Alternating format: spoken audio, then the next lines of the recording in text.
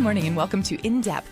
I'm Donna Budd, and this morning I'm joined in the studio by Erik Schoen, and Erik is the Deputy Director of the Community Chest in Virginia City. Good morning, Erik. Good morning, Donna. It's a pleasure to be here. Thank you for coming in. So I asked you this morning how your commute was, but you actually live in Reno and commute to Virginia City. That's true. Nice. Yes. I tell people I'm a little bit like Donnie and Marie Osmond, if people remember the Osmond show. A little bit country, a little bit rock and roll. I enjoy living in the city, and I enjoy serving in rural Nevada. Nice. And how did you get involved with the Community Chest? That is a great question. Why did I move to Reno in the first place? Because I fell in love with a lady who lived in Reno. And I didn't see myself living here, but when I moved down and I interviewed, Community Chest is a very special place. The services we provide come from a place of integrity and really honest belief and passion in what we do. And when I interviewed with the folks who were there 20 years ago, that's what I saw. And it's been that way ever since. Wow, so you've been there 20 years. Yeah, who would have thought, right? Yeah, you must have seen a lot of changes. We have. So, our origin story is our founders, Sean and Debbie Griffin, who are married. They had young kids, and they wanted, Virginia City is a very special place, so is Storey County, and they wanted to make sure that the resources were there for their kids to grow up and become the wonderful young men that they've become. And to do that, they started a nonprofit. When they started their nonprofit, it was literally a borrowed desk, one office, and a borrowed phone, and a volunteer. And when I joined, it was 5 employees, and we are now over 30 employees with dozens of programs that serve both Storey and Lyon counties, and we also work with other rural counties throughout Nevada as well. Nice. And what would you say is the mission of the Community Chest? Yeah. Or missions, perhaps. Well, so here's the hard thing about our agency, right? So a lot of agencies, nonprofit agencies, are sort of single service, single focus. So if you're a food bank, you say, hey, we provide food. If you are a domestic violence shelter, you could say, hey, we provide shelter for folks who have domestic violence. We're sort of all of those services. That's part of what we do. And so we have a more general mission statement, which is generally to bring resources to people to help themselves. We don't want to constantly be the source of support. We want to help them develop the relationships they need, the resources they need, discover their talent so that they can go forward and have wonderful lives. So however we can meet that need, we do provide food services. We do provide counseling services. We do have a mobile preschool. It's called the Classroom on Wheels Cow Bus. It's painted with brown splotches, and it goes up and down the rural byways and Highway 50 in Lyon County. We do all of those things, but it's to help catalyze people's capacity to have wonderful lives of meaning and value. And that's primarily what we do, and that's what we hopefully do. And where is the organization based? Great question. So we are still, our primary office is in Virginia City. We just, a few years ago, built the first half of our community center. We are optimistic that we will be able to finish that in 2017, which is exciting. We also have offices in Dayton and Fernley, and we provide services as far as Tonopah, as far as Urington and Silver Springs. But I would be remiss if I only focused on the social service side of what we do. We also try to drive conversations with communities, with organizations about how we can work in a more, what's the best way to say this, more relationship-based way, a more personal way, because I don't think that we as providers can do it all. We have to have conversations about what it means to be in relationship with one another in community, how we care for one another, how do we be good neighbors? If we see our next door neighbor who's a senior citizen who needs help, how do we reach out? Because we've sort of lost some of, if we had that when early in our history as a country, I think we've lost some of that. And so helping communities figure out how they can support one another, support their neighbors, their loved ones, that's really what we're trying to do. That sounds great. What are some of the programs that you have going on? So on the social service side of what we do, soup to nuts. So we have a food closet where we provide food boxes for seniors, for people who otherwise need a little bit of help because maybe their budget doesn't cover quite all the expenses that they need. And what's really unique about that program is it's set up on a barter basis, meaning that we feel people get more out of a program if they're able to contribute something of value. So it doesn't feel like a handout. So in exchange for volunteering, if they're able to, they are able to receive a food box. Now, for those that can't, we don't worry about it. But for those that can, we try to create it so that it's a meaningful exchange for them and that they end up feeling like they're contributing something important. We have comprehensive youth programs. So we have a before and after school youth program, a summer program for elementary students. And that's a very comprehensive, holistic program.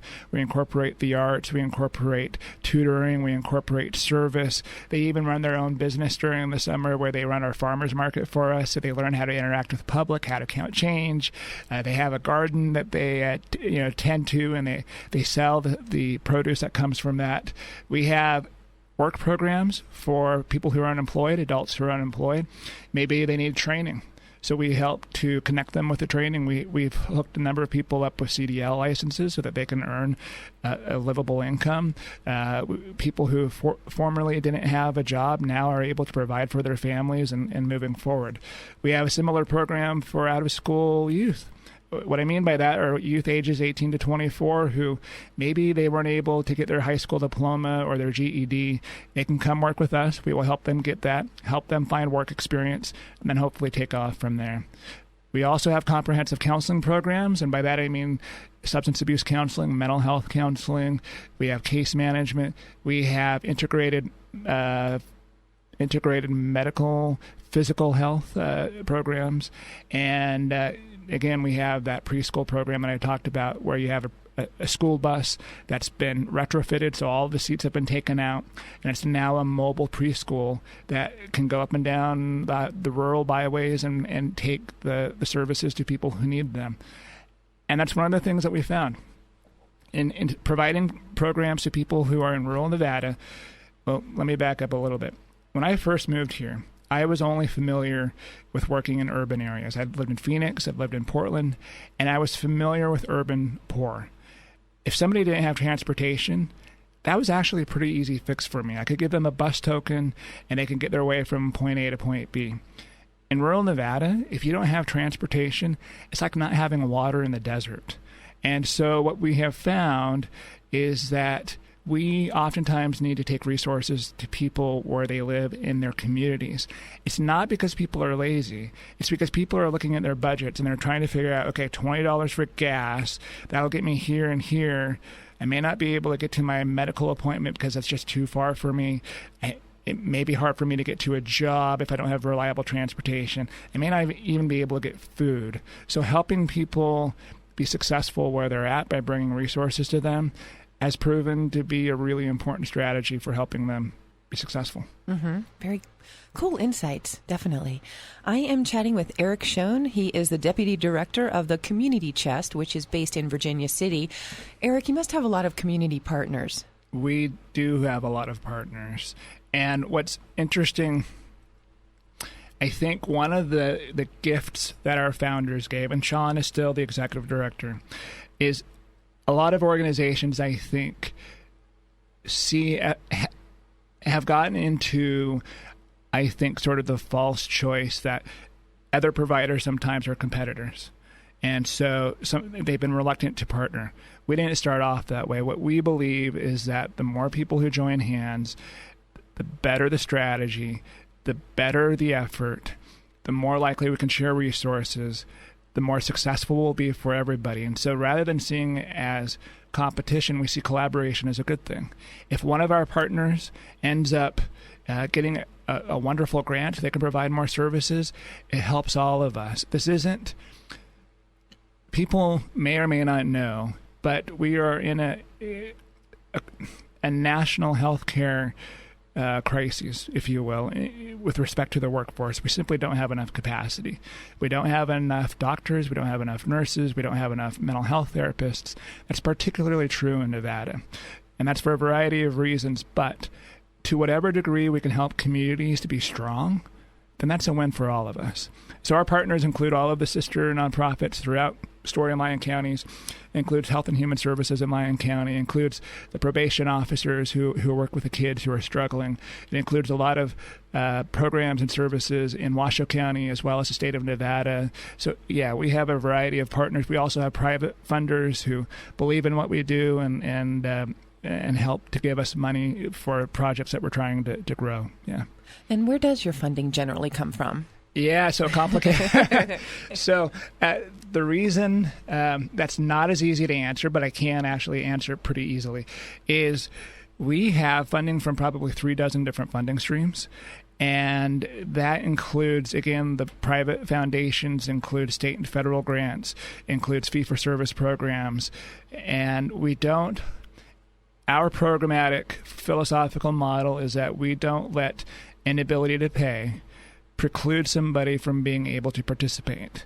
If somebody doesn't have the resources, we can oftentimes slide them in under a particular grant and pay for the needed service so that they can get what they need and what they want.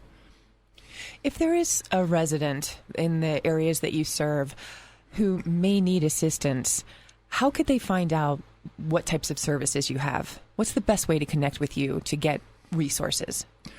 For the folks who live in Storey and Lyon counties, the best way to get a hold of us is probably just to pick up the phone and call us. I know that can be a scary step, especially if you're somebody who needs help to get over oftentimes the sense of shame of not being able to be the provider for the family or feeling like a failure. I actually see it as a sign of courage and a sign of strength when somebody picks up that phone. And so for me, it's a terribly wonderful privilege that I have to be on the receiving end of those calls. So the best thing to do is to realize we're not going to judge you. We will bend over backwards to try to meet your need and to give us a call. And our phone number is 775-847-9311. Okay. And somebody will help you. Mm-hmm. And if that's not the response people get because somebody had an off day or what have you, I want people to let me know personally because that's not what we strive to provide. And do you have a website with further information? We do. And so the difficulty with websites is keeping them current, but we're doing our best. So, yeah, you can go to our website as well, and it's communitychestnevada.net. And speaking of funds, you do have an exciting fundraiser coming up on Friday. Can you tell us about it? Yeah, so on Friday, April 8th, we have our annual A Night to Imagine fundraiser. And what makes it really special is that we bring in a really great band and we put them in a really great venue. The reason this event started was we wanted to have an annual event where we could celebrate with our supporters for all this wonderful work that we do and provide an opportunity just to have some fun. And if we can raise some money as well, great. We're happy to raise some money too. So this is a continuation of that tradition. The location, first of all, you can't replicate it. It's historic Piper's Opera House in Virginia City. I tell people, so you should come up for dinner beforehand, go to one of our wonderful restaurants, and just make a night of it. You can also stay at a bed and breakfast or stay at a local motel and make a night of it. So the doors open at 6:30. The show starts at 7:30. It'll be over around 10, and there's plenty of time to go out carousing afterwards if you want to. So what's this year's show? This year's show is a wonderful band called Poor Man's Whiskey. I've listened to them. I think they are a wonderfully talented group of musicians.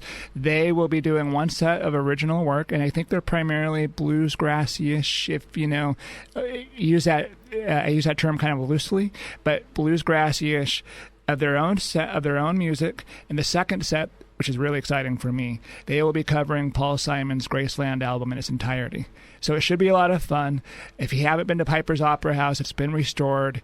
It's a historic building. It's got wonderful acoustics, and it'll be a good time. Nice. And where are tickets available? So tickets are available in Reno, and I have to remember we have them at Sundance Bookstore. We also have them available in Virginia City at the Red Dog Saloon, Pizzeria. We have them available in Carson City at Kama Coffee and Benson's Feed Store. We also have them available personally, and if you don't care if you have a physical ticket immediately in hand, you can go to our website, communitychestnevada.net, and on the front page, there will be a link for you to order your tickets. Perfect. And if someone happens to be in Virginia City on Friday evening looking for something to do, could they also get tickets at the door? Oh, yes, they could. Yes. And how much are tickets? Tickets are $50, and that is it covers everything. It covers the show. It covers just the good times, and it'll be a good time. And the entrance into that historic venue. That's right. Yeah. Virginia City has such a great vibe. It is, and I think people are appreciating that a little bit more. I mean, I think we've always appreciated it, but I think people are starting to appreciate it even more. And Virginia City is really, they've been trying to enhance their historical attributes, and I think they've been doing a better and better job, so that it's really become a great place to go. Nice. I'm chatting with Erik Schoen. He's the Deputy Director of the Community Chest. I'm Donna Budd. Thanks for joining us for In Depth this morning. Erik, do you utilize a lot of volunteers? We do. As I mentioned before, we started off with volunteers, and the reason we utilize volunteers, well, there's several reasons, but one is for people to have a place where they can contribute to the life of their community, and that's something special. I have volunteered myself. I've volunteered at the Catholic Charities dining hall, and I can tell you I get so much more out of serving the food. I just get a lot out of that. And so we provided similar volunteer opportunities in Storey and Lyon County so that people can have that sense of connection, contribute value to their communities. And so whether it's our youth programs or our food program or what have you, we do utilize volunteers all throughout. Okay, so no matter what your skill is or your preference, you could probably find something to do. Yeah, so if people are thinking that they want to be a part of who we are and they're not sure where they would fit, I love having conversations and trying to figure out where that might be in the organization. Okay, and again, best way is call you, maybe. Call us, 775-847-9311. Erik, what is one of your favorite facets of being involved with the organization? There's probably more than one. Well, yeah, so yesterday, let me tell you something that happened yesterday. There has been a woman, a senior citizen, who's been terrified of the computer for a long, long time. And she, really sort of to the point of being almost phobic of using the computers.